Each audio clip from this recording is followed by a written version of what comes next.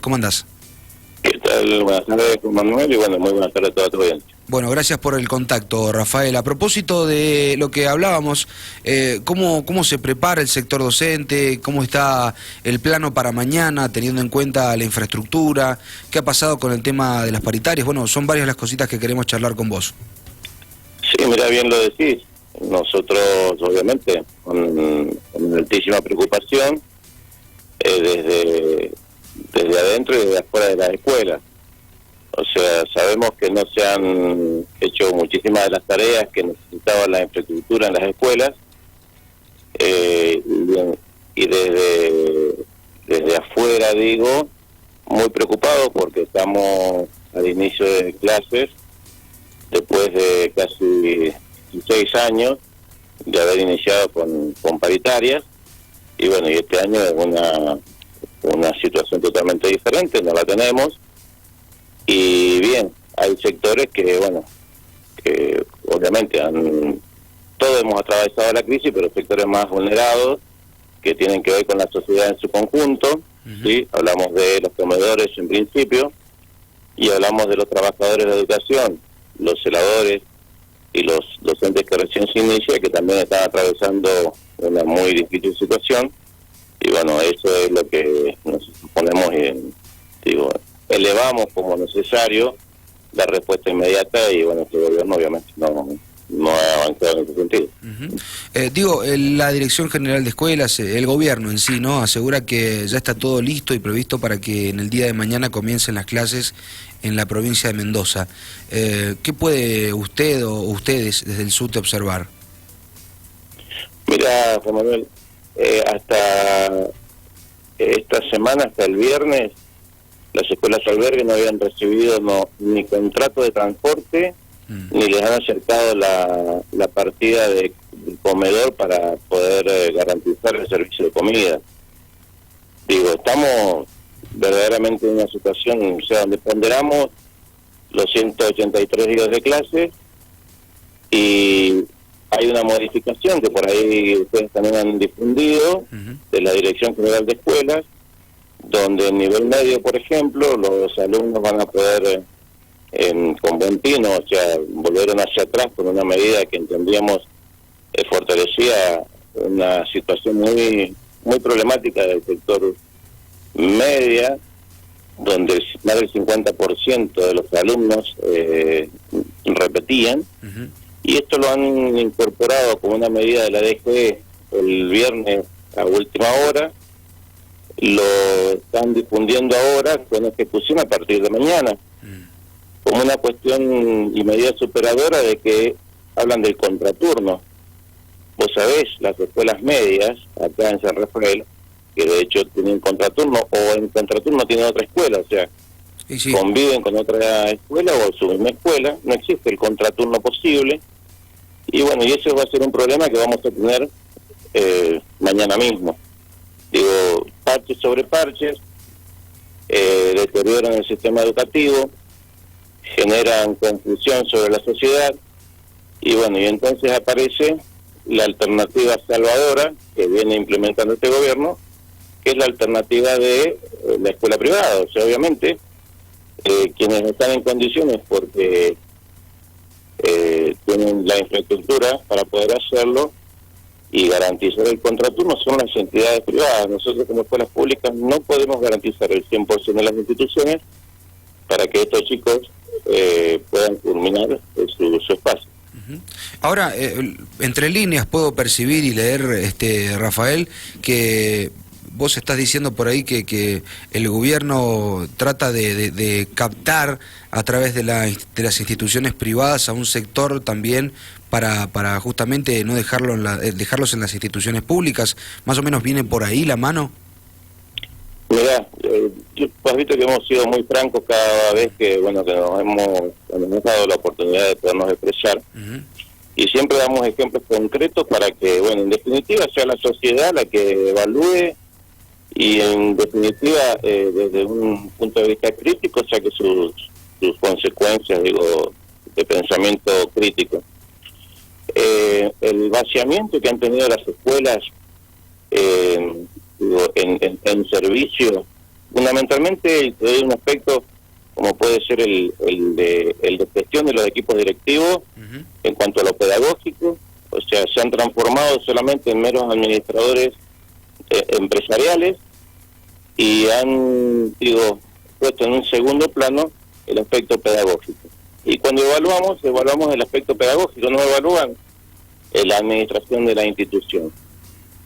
Eso obviamente cuando refleja en las evaluaciones o cuando es algún concepto de evaluación se refleja. En el mismo sentido hablamos de, por ejemplo, el sector celadores.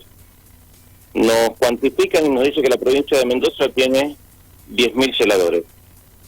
De esos 10.000 celadores nunca le dan a la opinión pública el porcentaje de celadores que están en condiciones de tareas livianas por haber sido expuestos por el mismo gobierno a tareas que le han afectado o que le han provocado una afección psicofísica y que obviamente el sistema se tiene que hacer cargo en la condición de titular, porque desgraciadamente tenemos muchos celadores y trabajadores de educación que toman una afección, ya sea por enfermedad inculpable, enfermedad profesional o accidentes, y que el gobierno no se hace cargo.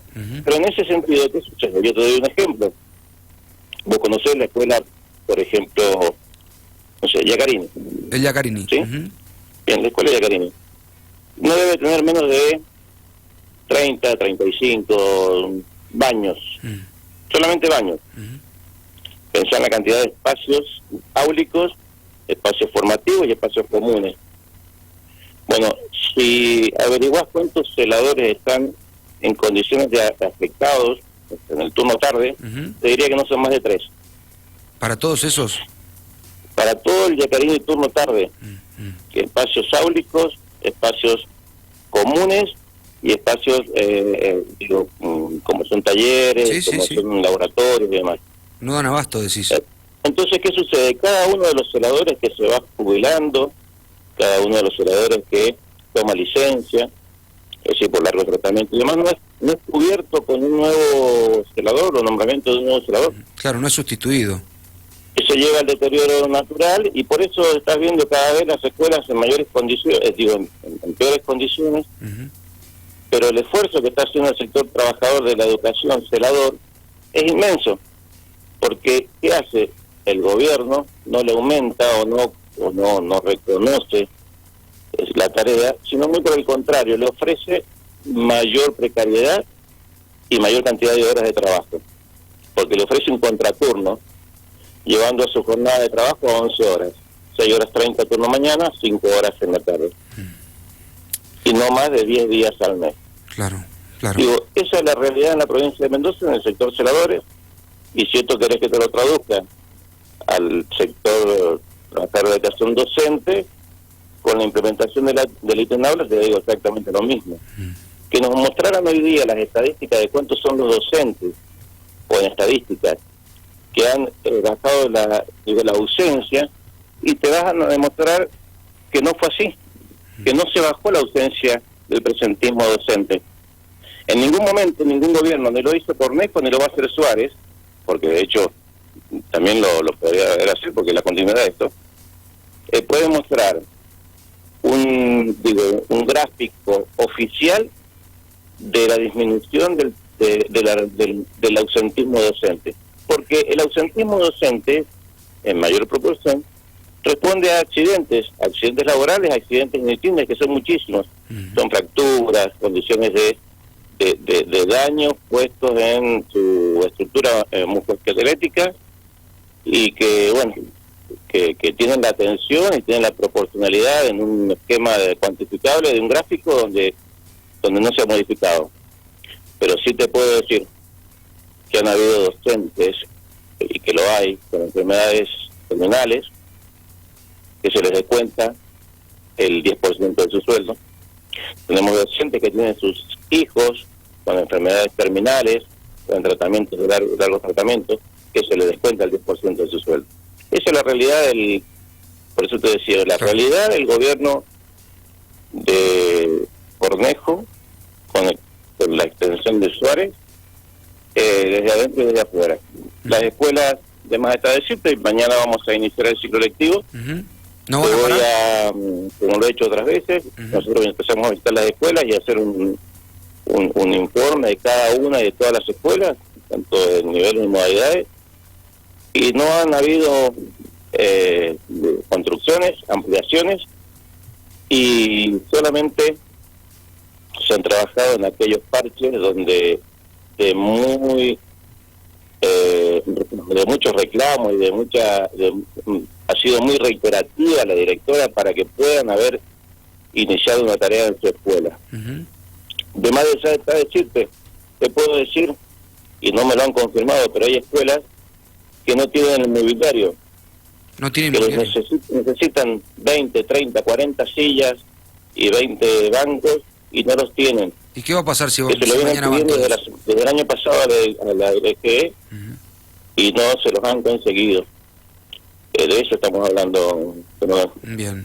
Bueno, Rafael Membrive está con nosotros a través del contacto telefónico, titular del SUTE en San Rafael, por el marco del comienzo de clases. Hablando de infraestructura, Rafael, nos llegaba algún comentario, nosotros por eso citamos justamente este comentario para consultarte, si es que vos lo has podido visualizar o se ha denunciado a través del SUTE, donde, por ejemplo, no sé, diferentes docentes e incluso celadores estaban trabajando en, por ejemplo, el tema de infraestructura, llevando adelante tareas de mantenimiento que van fuera de su horario de trabajo, por ejemplo, qué sé yo, pintar, revocar y todo esto. ¿Han registrado ese tipo de casos o no?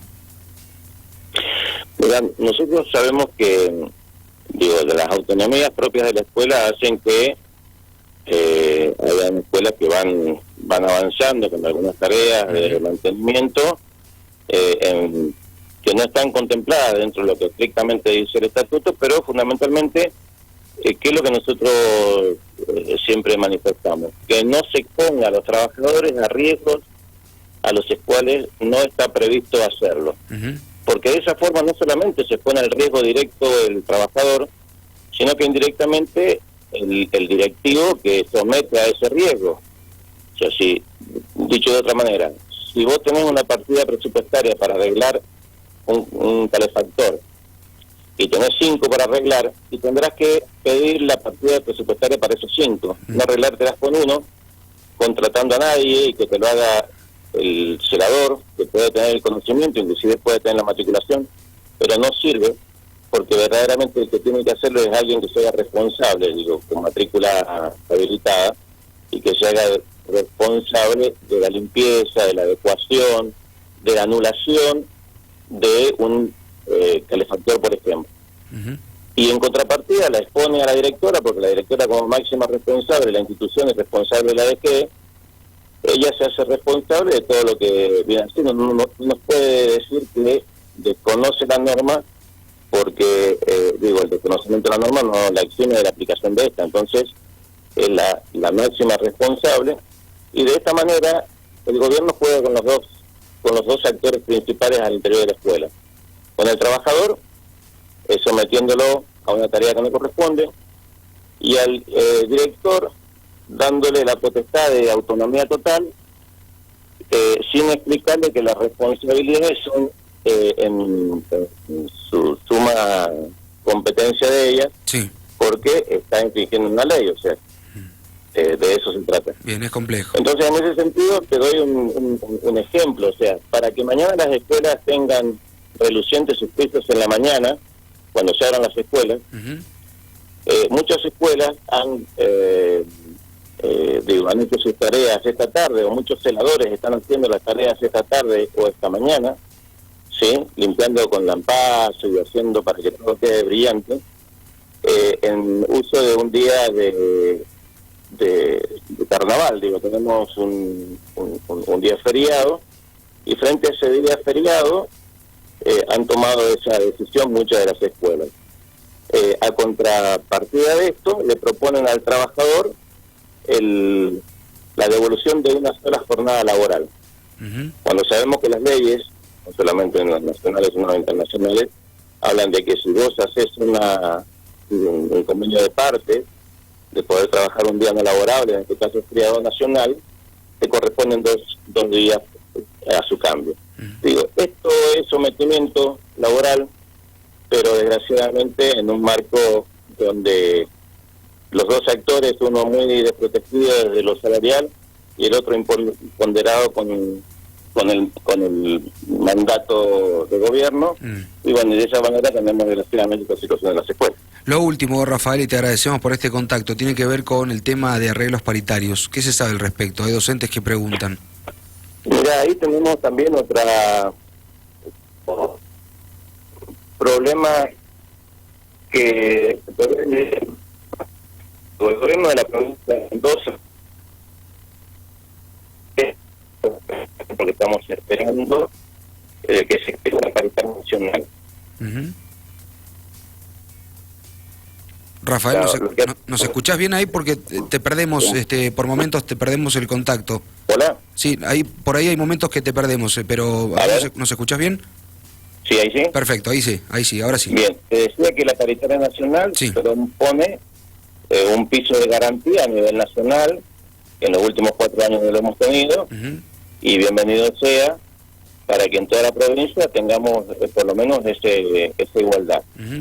Después cada una de las provincias tiene su estructura propia, y lo que nos preocupa es que nosotros de la provincia de Mendoza, por ejemplo, no tiene nada que ver la paritaria nacional docente con la paritaria de los trabajadores celadores, por ejemplo. Claro. No tiene nada que ver con la asignación de algunos ítems que nosotros tenemos, que tiene que ver con ayuda de útiles, que tiene que ver con ropa para los celadores, ¿sí?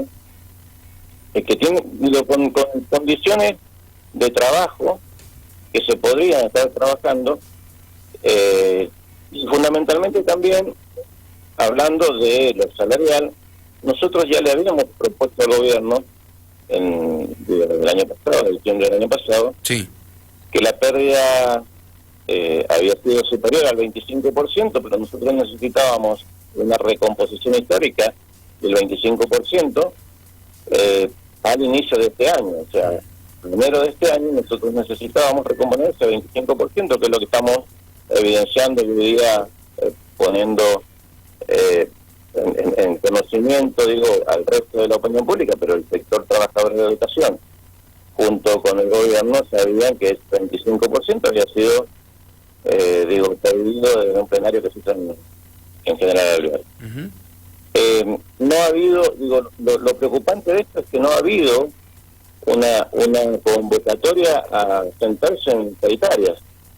O sea, frente a una decisión, en este caso del sindicato, que está convocando al resto de los sindicatos estatales para el día 26, o sea, para el mismo día de mañana, porque no hay, paritarias o llamadas paritarias, el gobierno sale a anunciar que ya ponen agenda para el 10, 11, 12 de marzo, las paritarias con los estatales. O sea, verdaderamente sabemos que nosotros siempre hemos trabajado con paritarias al inicio de las clases, que posterior a eso el resto de los estatales van teniendo también una base, y bien, y de esa manera hemos venido trabajando históricamente, porque es la situación que deja el mismo proceso. Nosotros iniciamos las clases y generalmente siempre tenemos diagramado cuáles van a ser las actividades en este inicio. Muy difícil la situación. Sabemos que hemos sido víctimas, todo el pueblo mendocino, de una mentira de Cornejo en su ansia de llegar a donde está hoy día como poder político y poner los ares en el gobernador como su reemplazo. En el hecho de habernos dicho en octubre del año pasado que teníamos el superávit más grande que tuvo la provincia, y hoy somos la provincia más quebrada después de la provincia de Buenos Aires. O sea, esa es la realidad. Cuando hablan de endeudamiento, no hablan ni de obras, ni de mejoramientos al sector público, sino solamente de pagar intereses de las deudas que se han incorporado en el último gestión de Cornejo. O sea, esa es la realidad. Nos preocupa traducido eso en la educación. Fundamentalmente en la sociedad necesitamos garantizar los comedores escolares lo antes posible. Creíamos, y lo manifestamos de esta forma, el nuevo gobernador, que los comedores debieran haber estado abiertos, no en su totalidad, pero sí para garantizar a aquellos que estaban en sectores muy extremos, muy vulnerados. Bien. Y bien, y iniciamos las clases ahora sin partidas presupuestarias de comedores, sin saber cuándo se inician, sin saber si vamos a tener jornadas extendidas, y habiendo cortado todos los programas que venían dándose en cuanto a la asistencia y en cuanto a atender la problemática de estos chicos. Tenemos dificultades grandísimas. Yo te invitaría a visitar algunas escuelas de media con la competencia que tienen, escuelas, los CEPSA, que están cerrando